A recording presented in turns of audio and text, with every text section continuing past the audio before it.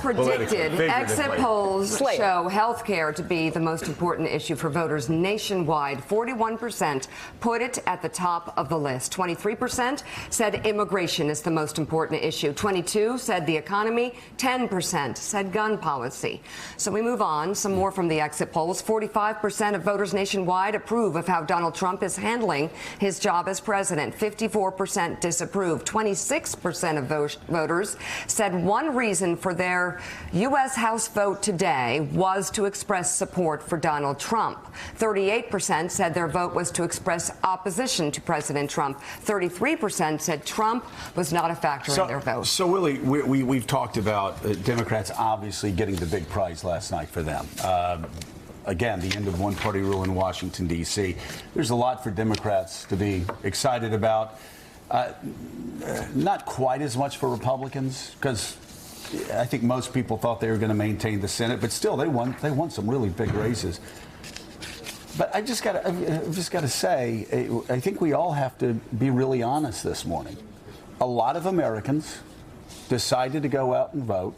We saw it there, to support a man who spent the last month of the campaign not making subtle appeals to racism, but making overtly bigoted, racist statements, attacking brown people, attacking black people, attacking people who were the others.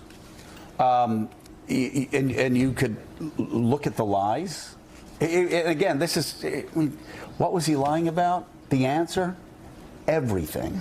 And I do sit here this morning and I do wonder, how do you exactly square that in your mind, that you went out to vote specifically to support a guy that gained the praise of David Duke, that gained the praise of white nationalists, that acted the way he did in the last month of the campaign? We had Eddie Glaude on, our good friend, the professor from Princeton, on in our earlier hour this morning. And his initial reaction to last night, which I thought as a progressive might have been, we took the House, we're going to push back on Donald Trump, was, I can't believe that many people voted the other way. He made the exact point that you're making. I can't believe people, knowing what they know, supported what they heard. And we've talked about this the same way. Remember that middle-class tax cut that was going to be done before Election Day and it went away? He lied about that. I'll be very interested to see if the caravan just goes away, because that was a tool to get people out to the polls yesterday. It was a fabricated controversy, a fabricated threat. I'll be interested to see if he mentions it again or continues to push it. You know, his closing... Not until the fall of 2020. Well, he'll need it then. When there'll be an Ebola caravan. Exactly. His closing argument was based on a lie. On hatred. That there was a hatred, racism, and a lie. That there was a caravan coming. Yeah. And there were Middle Easterners in there. He had no proof of it. With leprosy. Smallpox. They had leprosy. And smallpox. Yeah, you know, they're laughing because it's so stupid. I feel like talking about the Martians that are coming to steal my dog's poop in the backyard. Because that is just... You gotta look out for those. It's literally that crazy. Just as fact-based as it is that there are migrants coming up with leprosy and smallpox. By the way, eradicated from the face of the earth in 1980. Right. And yet people voted for that. Well, look, here's the thing, and this is just as a foreshadowing of what we're about to get to, because we talked about what we think is the headline out of last night and what the real story is, right? Let's put that aside for a second and think about what's in Donald Trump's head, which is always a weird speculative business to be in. But Donald Trump is waking up today saying, all of y'all told me that I couldn't campaign. You shouldn't talk about the caravan. You shouldn't talk about immigration. You shouldn't close on fear and xenophobia and racism. You shouldn't do any of those things. And what Donald Trump looks at is he says, I was focused on the United States Senate, and I have an enhanced majority in the United States. By the way, Senate. Those are not your drugs. There actually is a squeal that's going on in that camera. So I know it's a battle for you. Like what voices am I hearing and what voices are real? That's an actual squeal. Go ahead, but stay focused. But the reality is, he wakes up. He says, "Here's the punishment I suffered. I got an enhanced majority in the United States Senate. The African American candidates everyone was talking about and focused on both lost. What's the price that I paid?" Now, we would all say you lost the House, whatever. But in Trump's head, he's walking around right now saying, I won these Senate races. Everywhere I traveled in the last 10 days, I won. Casey, everywhere he traveled were safe red hot Republican zones. And Donald Trump could go back. He could listen to what we were saying on this show for the past month. He could read the New York Times. He could read the Washington Post. He could read he could listen to the analysts at CNN, and they all said the same thing. Everything he was saying over the last month was going to crush Republican candidates in those suburban districts. Donald Trump was the reason why Democrats outperformed the 2010 Tea Party in vote total, because he did those things. You bring Sean Hannity and Rush Limbaugh and Jeanine Pirro up on stage. The three horsemen of the apocalypse. Yes, that's going for Democrats. That's going to rev up your base. But guess what, Barbara Comstock? I hope she just went on a bike ride that afternoon, because there was nothing she could do, because he made sure that she lost, that Brat lost, that all of these Republicans lost across America. Let's look at Missouri. Claire McCaskill obviously losing the Senate race, but there's a critical House district in suburban Kansas City that went for a woman, Sharice Davids, over a Republican who was swept in that 2010 wave. That's exactly the point. But I will say, Joe, both Republicans and Democrats, I was sort of in touch with a wide group of my sources all throughout last night. They, on both sides, agreed that what Trump did in the end actually worked. One Republican said there is still a silent majority who respond to these racially coded as probably the most generous way you would describe it. Not to push this too hard, but where did it work? Mm-hmm. They think it worked in getting the numbers that they needed in these statewide races. It gave Senate Republicans comfortable margins. It kept Gillum from winning in Florida. It potentially kept Brian Kemp afloat in Georgia and pushed Stacey Abrams out of a runoff. Forgive me, I've been sort of up all night, so I'm not sure where we stand, whether there's going to be a runoff in Georgia or not. But in those kinds of ways, there was still a statement that the president helped close at the end. I'm not being difficult. I'm not being difficult.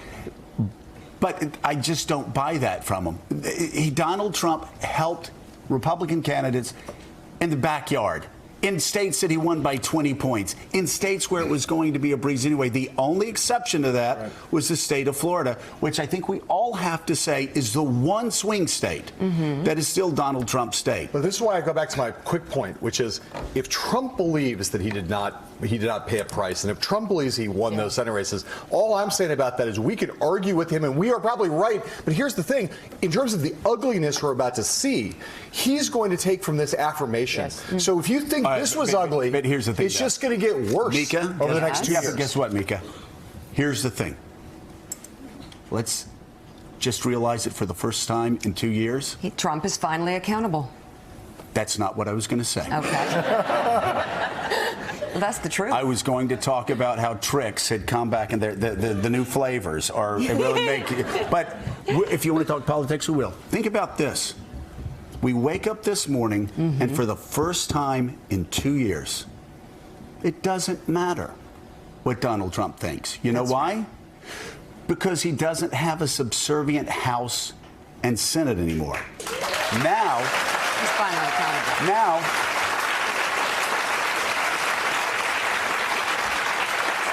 and this is how radically our world has changed. Yeah. Donald Trump can think whatever Donald Trump wants to think. Yeah. But now he's got to figure out how to merge that with what Nancy Pelosi thinks, what Democrats in the House think, what Democrats in industrial Midwest states are thinking. And he also has to look at Kansas. He's got to look at the fact that he's losing a House race in Oklahoma. That hasn't happened in 30, 40, 50 years. I mean, he can think what he wants to think. The reality actually is radically different than what it was yesterday. It is a very different reality, and I think that you can't really look at the people who vote and make judgments about a person who lies to them repeatedly and wonder what's wrong with them. I think he challenged the truth for 2 years straight and through his campaign. He challenged the belief in the free press. He was completely unchecked every step of the way. Nobody stepped out to him. Nobody in his administration publicly stepped up to him. Nobody in Congress. Everybody was complicit on the Republican side. That all stops now. But are we continuing to make the mistake of trying to measure Trump's achievements as well as his failures by normal standards. This is not a normal presidency. No, it's not. He's an abnormal human being. But again, though, he did not wake up this morning thinking about, the guy I stood up for in Florida won, and this guy won, and this guy won. He woke up this morning thinking only about himself. He regards the Republican Party as his party. He regards this country as his America. It's not. And he's going to continue to do what he wants to do. No, but he's going to continue to fight every day. That's who he is. That's fine. But again, there's a reason I have always talked about Madisonian democracy, checks and balances, because Devin Nunes is not going to be his errand boy on Capitol Hill anymore. Yeah. And you know what? Willie has a tweet. And Willie, all the things that Paul Ryan allowed him to get away with, that he shamed his legacy for forever, he turned the other way and that is all over. So Donald Trump can think what he wants to think, but now we see how the U.S. Constitution works with somebody that doesn't respect constitutional norms, somebody who wants to breach constitutional norms every day and wants to ignore checks and balances. They can't ignore that any more than he can ignore Go Bob to the tweet Mueller. deck. And Democrats, instead of yelling into the void and tweeting about things, can actually have a say in stopping these things. The president just tweeted a moment ago. Oh, yeah. He's, after a brief nap, he's back up tweeting. He writes, received so many congratulations from so many on our big victory last night, including from foreign nations, parentheses, friends, that were waiting me out and hoping on trade deals. Now we can all get back to work and get things done. Oh, that's cute. Can we discuss the capitalization in this one again? Like, it's always one of my favorites. Why big victory capitalized and why trade deals capitalized? Why? You're asking questions to which there are no answers. Maybe they didn't. We have to go to a break. Can I just- I know it's tough. Very Really quick. quickly, one thing that Donald Trump is going to have to change under this new reality is, remember Nancy Pelosi went to dinner at the White House and said, hey, do women get to talk around here? It was her and a bunch of men. Guess what? He's going to have to let her talk. Donald Trump is going to have to listen to a woman in power, and I think that is going to be a fascinating dynamic. Yep. I think a lot ahead would be quite fascinating. Still ahead, 3 By the way, Senate who else races. he's going to have to listen to? Who else? Elijah Cummings. Oh, Elijah. Elijah's going to have a few questions for him. Elijah is going to have He just has a few questions, and it's all the president has to do is now answer them. He has to. By the way, Bob Mueller, the only thing worse from getting news from Bob Mueller is Bob Mueller going silent for a couple of months. Yeah, that ain't good. That's a bad sign. I got one word for you. Duh. I got 2 words, tax returns. All right, still ahead, 4 Senate races and 3 governor's races are still undecided this morning. We've changed Steve Kornacki's battery, and he's back. He joins us next with where those outstanding contests stand right now. You're watching a special edition of Morning Joe live from historic Studio 8H. We'll be right back. Thanks for checking out MSNBC on YouTube, and make sure you subscribe to stay up to date on the day's biggest stories. And you can click on any of the videos around us to watch more from Morning Joe and MSNBC. Thanks so much for watching.